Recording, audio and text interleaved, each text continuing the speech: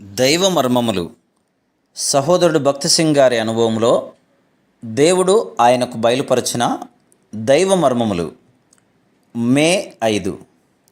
సంతోషించి గంతులు వేయము, యెహోవా గొప్ప కార్యములు చేసెను. యోవేలు గ్రంథం 2వ అధ్యాయము 21వ వచనం. ఆత్మీయముగా దేనిని పోగొట్టుకునినను దానిని తిరిగి పొందవచ్చునని లేఖనం చెప్పుచున్నది.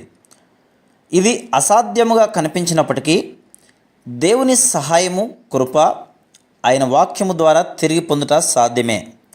2వ రాజుల గ్రంథం 6వ అధ్యాయము మొదటి 7 వచనములలో గల ప్రవక్తల శిష్యుల కథ ద్వారా ఈ సామాన్యమైన పాఠం మనకు నేర్పించబడుతుంది. ఈ యవన ప్రవక్తలు ఎలీషా యొక్క శిష్యులు. వారుండిన స్థలం చాలా ఇరుకుగా నుండినందున అంతకంటే విశాలమైన గృహము వారికి కావలసి ఉండెను.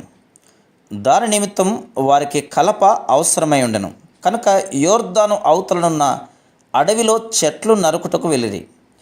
వారు యవనస్తులుగా ఉండినను, ప్రవక్తల శిష్యులై ఉండినను, తామే బయలుదేరి వెళ్ళక బుద్ధిమంతులైనందున ఎలీషాను కూడా వెంటబెట్టుకుని వెళ్ళిరి. 2వ రాజుల గ్రంథం 6వ అధ్యాయం 3వ వచనం. ఈనాటి యవనస్తులు పెద్దవారి కంటే తామే ఎక్కువ జ్ఞానం కలవారని తలంచుదురు. తమ వ్యక్తిగత సమస్యలలో ముసలివారి దగ్గరికి ఎందుకు వెళ్ళవలనని ప్రశ్నించుదురు. ఈ యవనస్తులైతే గ్రహింపగలిగిన వారు గనక ఎలీషాను తమ వెంబడి రమ్మని కోరిరి. వారు మ్రానులను నరుకుచుండగా ఒక యవనస్తుని గొడ్డలి ఊడి నీటిలో పడిపోయాను. 5వ వచనం. ఆ గొడ్డలి ఎరువు తెచ్చిన దగుటచే దానిని తిరిగి తన సొంత దారునికి ఇచ్చివేయవలసి ఉండింది.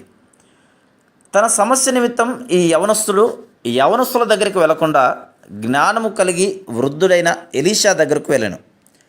అతడు ఎలీషాతో, అయ్యో నా ఏలినవాడా, నా నిర్లక్ష్యతను బట్టి గొడ్డలి ఊడి నీటిలో పడింది.